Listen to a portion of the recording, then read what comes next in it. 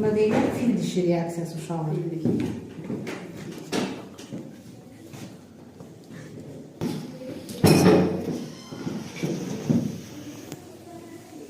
Fil dişi reaksiyasına aparırıq.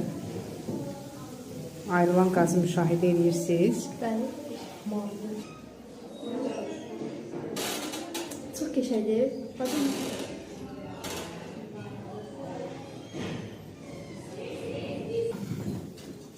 Deməli, fil dişi reaksiyası üçün biz götürürük qab şampunu, 30% hidrogen peroksid, üzərinə isə qida boyaları əlavə eləmişik və bu köpüğün çıxması üçün ora ya kalium yodid, ya suda məhlulu, ya kalium permanganatlı suda məhlulu əlavə eləndə belə maraqlı təcrübə əmələ gəlir, yaranır.